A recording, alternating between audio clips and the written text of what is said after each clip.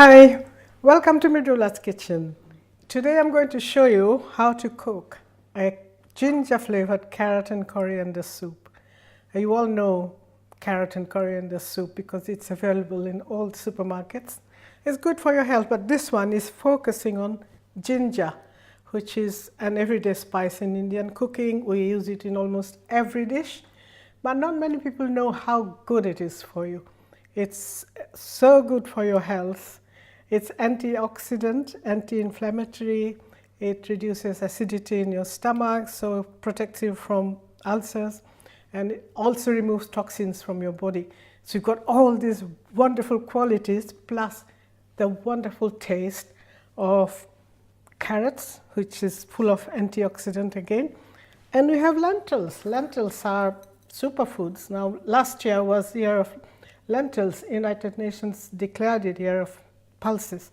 So we had loads of lentils, but we should all have lentils every day, which is so good, especially if you're a vegetarian. So what I need for my dish here is onion, which is finely chopped, and you need to soften it gently in a bit of butter, which has been softening over there. To that, I'm going to add a green chili, which I'm going to chop. You don't have to chop it very finely because all this is going to go in a blender to puree because it's a soup, right? And don't be alarmed at the size of this chili, because we have all these lovely sweet carrots and also lentils. Then you're going to put in ginger, garlic, fresh coriander, ground coriander. So it's going to mellow it all down. Now, I want to show you how best to peel a fresh ginger. This is the root ginger. And don't use a knife because it's not easy to peel with a knife. Plus, you waste a lot of it. Use a teaspoon. So it's just so easy. Use a teaspoon. You peel it like that, and you can get into all these nooks and corners. There's no wastage. And again, because it's going to go into the soup in the blender, I am not going to bother to cut it finely. And it's going to add a lot of that lovely musky aroma to my soup. It's already smelling gorgeous. There we go. Oh, I just love the aroma of onion and green chili frying. It's heavenly. So I'm going to give that a couple of minutes. Not a couple of minutes. Sorry, what am I talking about? About 30 seconds, yeah? Then I'll need a couple of cloves of lovely juicy garlic. Again, because it's going to be all pureed, it's just going to go in big chunks. Easy peasy. Here we go. Done.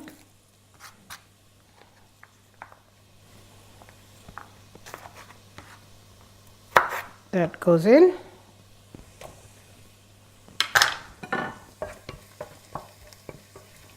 Yeah, you have to take your time to soften the onions, because if you cook them very, very quickly, you will get brown outside and the inside will remain raw and it won't develop the proper flavor. So always take your time. This is the only stage, those of you who don't know how to cook Indian food, this is the most crucial stage, to cook the onion for the right length of time. So after that, it's really easy and quick. That's that. So to that, I am going to add, I've added ginger, garlic, chili. Okay, now I'm going to add 50 grams of lentils. I know how much 50 grams is, so I'm not going to weigh, but you must weigh, okay, at home. So that gets sauteed with these lovely ingredients, which are coated with butter. If you don't want to use butter, that's fine. You can use some olive oil, light olive oil or rapeseed oil. Rapeseed oil is excellent actually. It's said to be the new olive oil. So I love rapeseed oil. It's very light and you can fry, cook, roast, use it in salad dressing, all kinds of things. And British rapeseed oil, that's the best. And organic. I'm a big fan of organic products. Right. So the lentils are cooking. Now I'm going to add I'm going to raise the heat a little bit here because I'm going to add a whole lot of carrots to it, but because they need to cook and actually saute, not stew. So it will raise the heat. So whack it up a bit more. Okay. So to that, I'm going to add some ground coriander. This is coriander seeds which I have roasted and ground. I never buy pre-ground spices because they don't have any flavor. Because you know when the whole seeds have the essential oil which you activate when you roast the seeds, and so you get beautiful aroma. But when you get pre-ground spices, you don't know how long they've been in the packet. That is about a tablespoon, by the way, and they lose, because essential oils dry up, so they lose flavor. So it's always better to grind a little bit at home and roast it first and then grind it. You got beautiful flavors. You'll never ever go back to pre-ground spices. It's like sawdust, really. Okay, now everything is ready. Here is a vegetable stock cube. You can use any vegetable stock cube.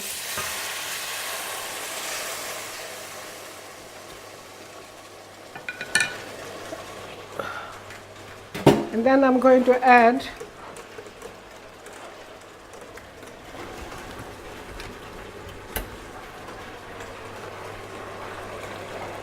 about a liter of warm water. It's always better to use warm water because when you blended your spices so well, it's important to maintain the temperature because that keeps the balance of spice mixing intact. Otherwise, it does tend to impair it a bit.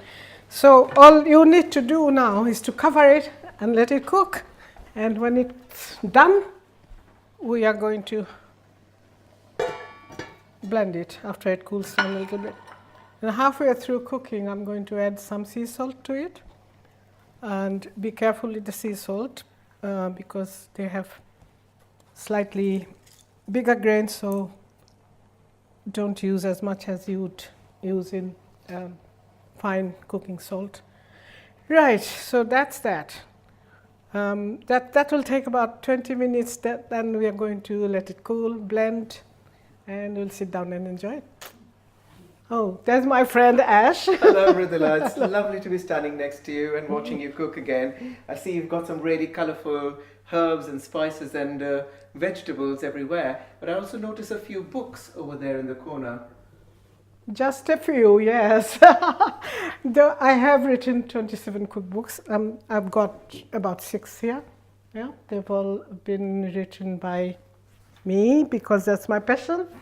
27? Mm-hmm. Wow. Mm-hmm. And is there another one on the way soon? Oh yes, it's about this one. It's all superfood and spice health. Fantastic.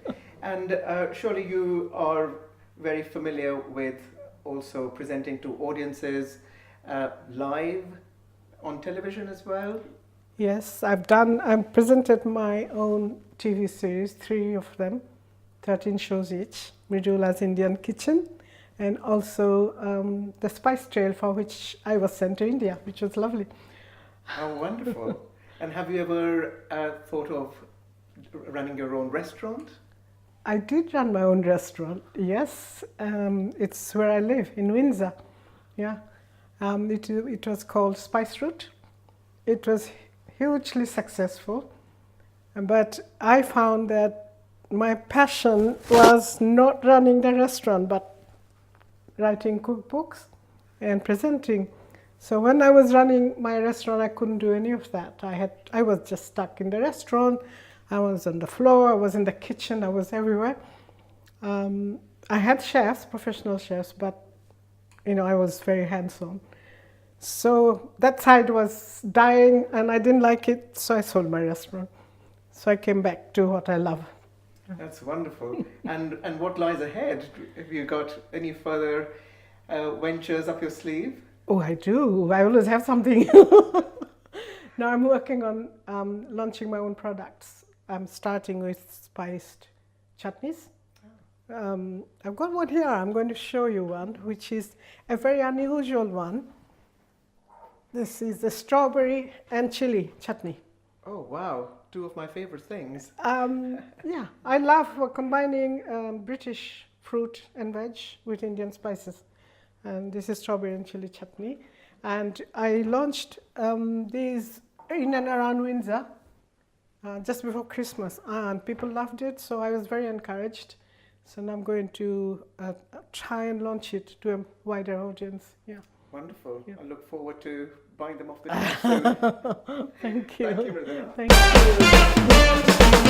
Okay, the carrots now cooked for 20 minutes. Looking good, tasting. I'm sure it'll taste fantastic because it smells so good. So now I'm going to add a bit of tropical taste to it, which is coconut flour, which will add a rich flavor to my soup, as well as thicken it as well. So there we go. Now 2 more ingredients. Some fresh coriander. Remember I used dry ground coriander, and I'm going to use some fresh coriander because it is carrot and coriander soup. So 2 types of coriander, some fresh mint. Oh, smells gorgeous. I'll give it a quick rinse because I know a lot of people just put it in there without washing, but I can't do that. I'm sorry. My mother told me never to use any ingredient without washing, so I always wash everything.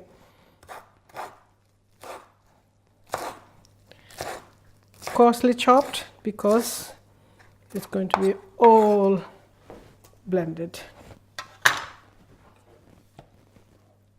Oh, that looks so good. Look at that. Against that golden background, we've got orange, green. Looks beautiful. Picture, sometimes I think I'm Picasso in the kitchen.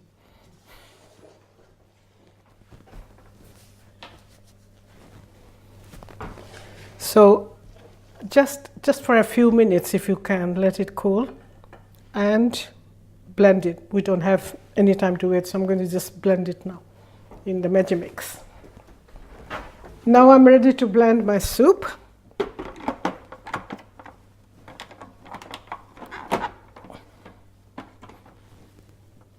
Oh, I must remember to switch it on first of all.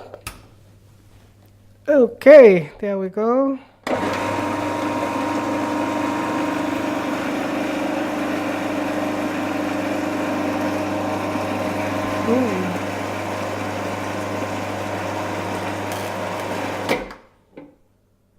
Bit boring, but it has to be done. There we go.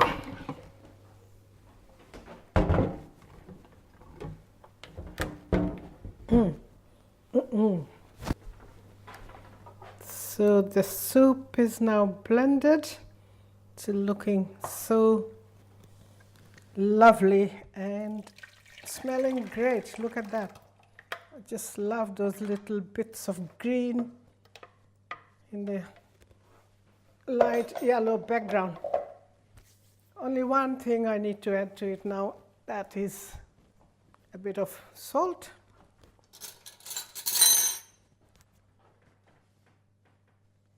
No, don't be scared to see that I'm adding a whole teaspoon of salt. So don't be afraid of adding salt to your food.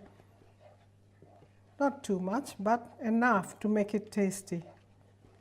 So now your soup is ready.